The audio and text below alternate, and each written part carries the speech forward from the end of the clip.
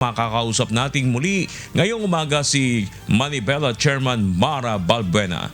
Sir Mar, magandang umaga po at welcome muli dito sa programang Hataw Balita ngayon. Magandang umaga po, Sir Bernard, at magandang umaga po, Ma'am Ani. Sir, meron po kayo ulit tigil pasada. Kailan po ba ito at nasa mga ilan po ba ang projection nyo na makikisama o lalahok dito sa inyong 3-day transport strike? Opo, Sir Bernard, magsisimula na po ito bukas. Nationwide po siya at marami po kaming kasama dito na mga ibang transport group. Kasama po yung mga consolidated o mga nakakooperatiba. Inggil po dito sa sinasabi niyong transport strike. Marami po kasi nagsasabi na hindi solusyon sa problema itong ginagawa niyong tigil pasada. Sinasabi nga po ng gobyerno na idaan na lang ito sa maayos na usapan na dialogo. Ano po masasabi niyo ukol dito? Wala naman pong nakikipagdialogo sa atin na partikular po sa gobyerno at saka sa Department of Energy, Sir Bernard. Kaya kami nananawagan ng transport strike para masabi namin kung ano ang aming mga hinaing at maiparating sa ating gobyerno. Katulad niyan, kahapon naglabas ng pahayag ang Malacanang, pero wala naman din nagre-reach out sa amin at wala rin namang paraan na kami ay makalapit sa kanila. Kundi ang katulad po nito na nasa media. Opo.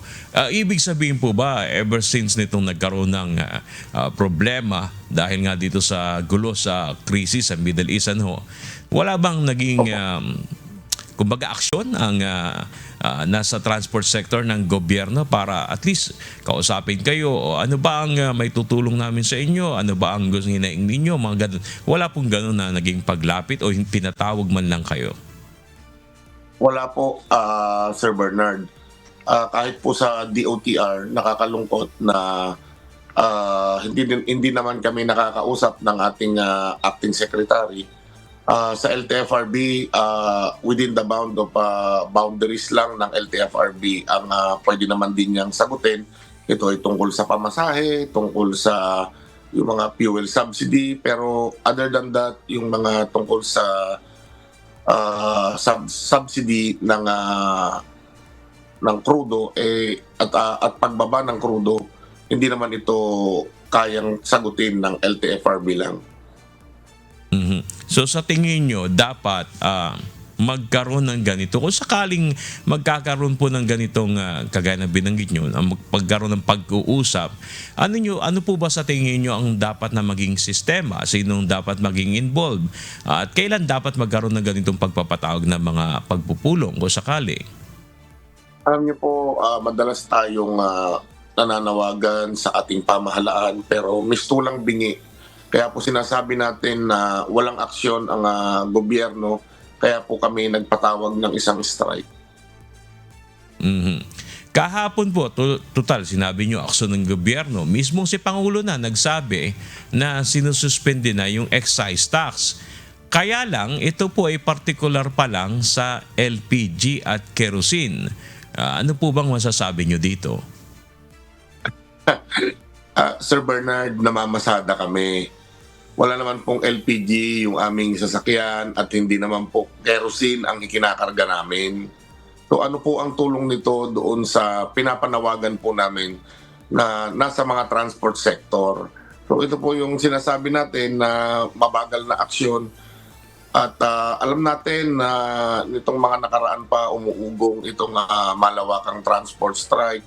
Kaya po naglabas ng ganito kalaking rollback kasi doon pa lang po sa rollback ng petrolyo, kung maalala po ninyo, 2.50, 3.50, 5 piso, 6 na piso. Wala pong talagang kwentada kung magkano po ang ibibigay na diskwento. Bakit hinuhula-hulaan lang, tumingin sa langit at sasabihin, ito yung pwedeng makuha.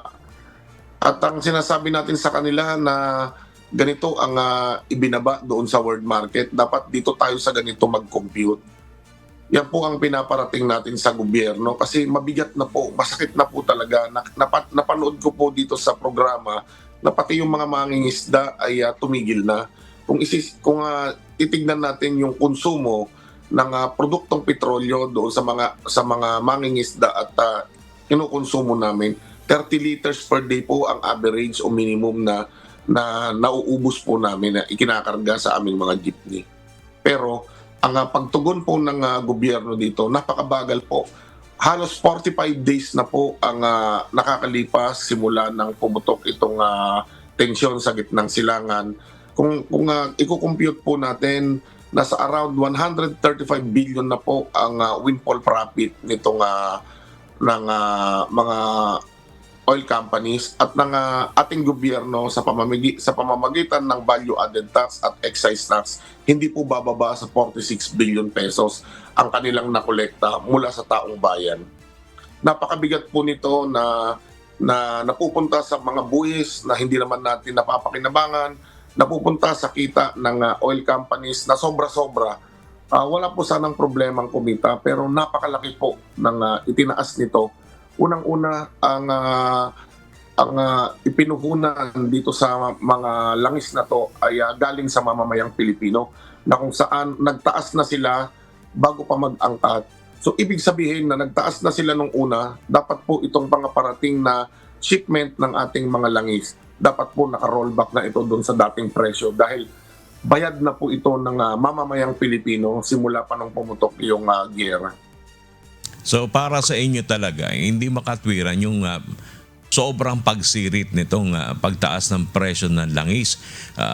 Sa tingin nyo ba ito dapat sino ba dapat talagang mag-imbestiga dito para magawa ng aksyon? May kapangyarihan bang gobyerno sa tingin nyo na kaya itong imbestigahan para maaksyonan yung sinasabi nyong tila hindi makatwiran na bigla ang pagtaas ng presyo ng langis?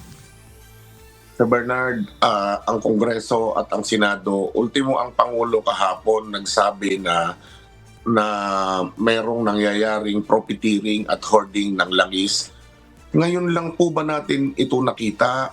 Kami ho, kitang-kita namin nung mga unang araw, unang linggo pa lamang na nagsimulang tumaas itong produktong petrolyo.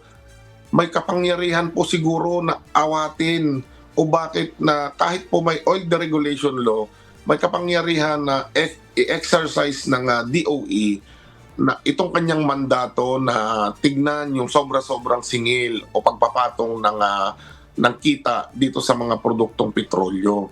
Hindi naman po pwede na parang wala na tayong gobyerno kung ang sasabihin natin, wala kang kapangyarihan para tignan ito. At least man lang makita mo, hindi ganyan. Walang problemang kumita kayo pero sobra-sobra, labis-labis naman itong ipinataw ninyong presyo. Mayroon dapat control din dito ang ating pamahalaan na tignan kung may pagmamalabis doon sa presyo at galaw ng petrolyo sa merkado. Kahapon, Sir Mar, parang tinuldo ka na ng Pangulo iiral pa rin yung VAT sa mga produktong petrolyo at hindi ito basta aalisin dahil kinukuha yung pondo para sa iba pang social services ng gobyerno. Sabi nga ng Pangulo, hindi naman pwede na transport sector lang ang kanilang papakinggan. May mga ibang sektor kailangan balansehin. Kaya parang tila sinabi na ng Pangulo, pagdating sa VAT, yung panawagan tanggalin yung VAT sa fuel, hindi pwede. Ano pong masasabi nyo dito? Kung hindi po ito po pwede, Sir Bernard, maglaan pa ng additional o supplemental budget na po pwedeng maka-discount kami sa mga gasolinahan dahil 10 piso lamang po yung ibinigay sa atin na sana ay madagdagan pa ito ng at least umabot man lang ng 50 pesos sana per liter ang idagdag.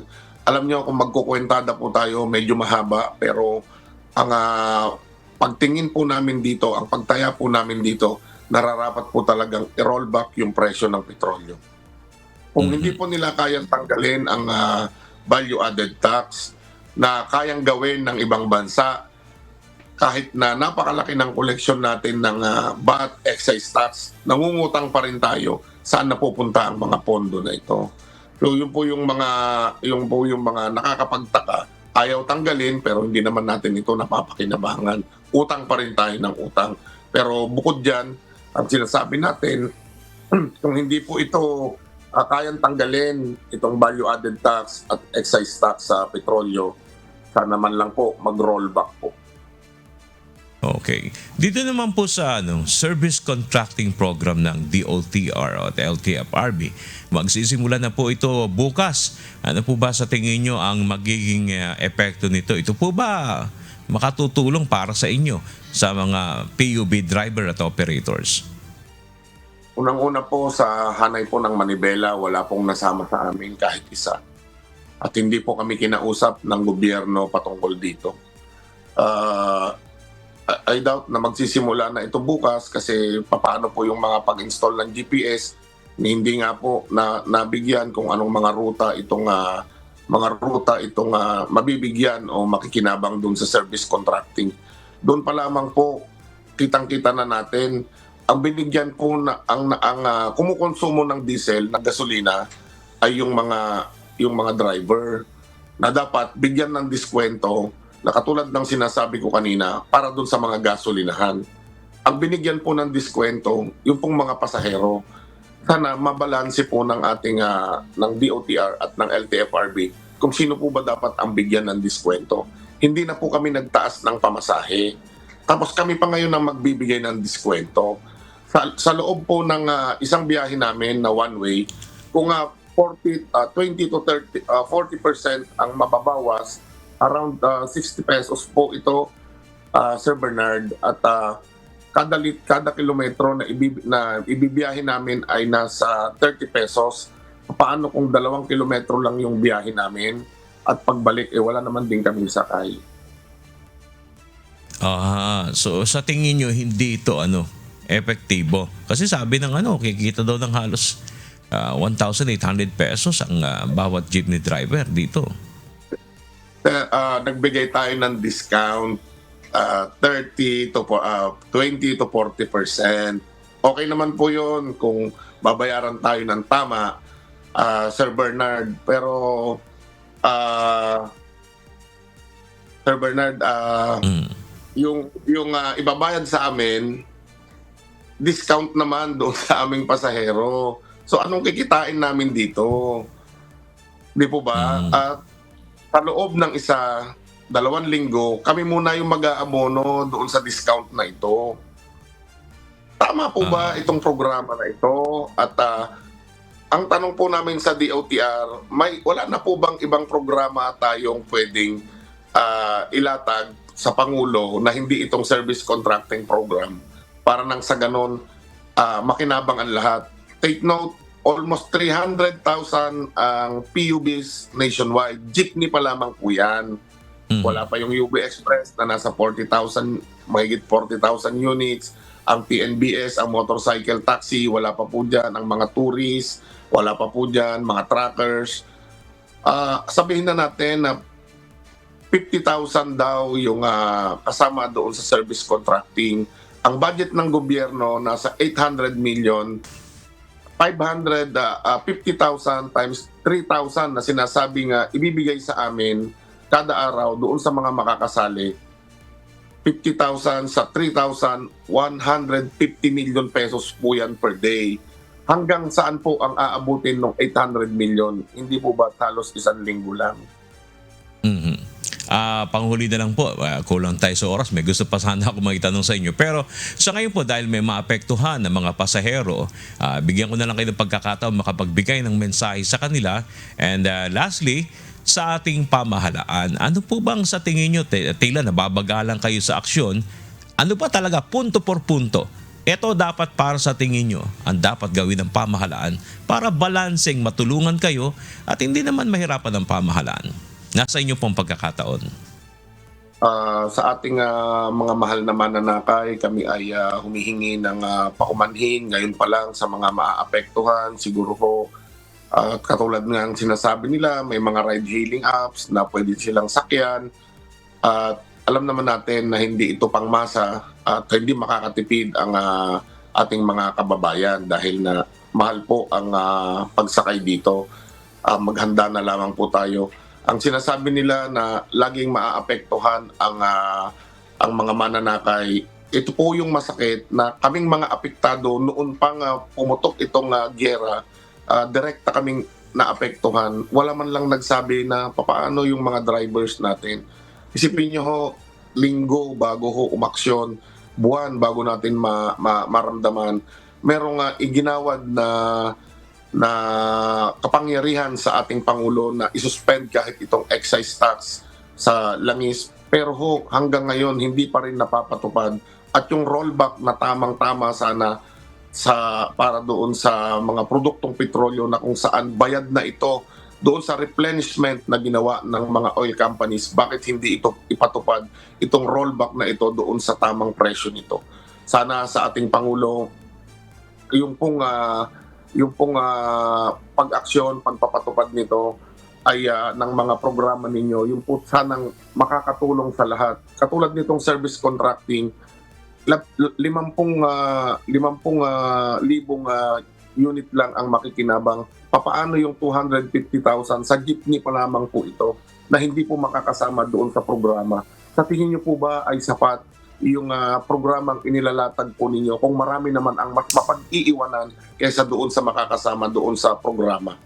At doon sa Department of Energy, ngayon lang natin nalaman kahapon, 2 beses lang pala sila pumapasok sa isang linggo. Paano nyo nga po matutugunan at masusolusyonan at mapapakinggan at paano namin kayo makakausap kung 2 beses lang kayo sa isang linggo magpapakita o papasok sa inyong mga opisina?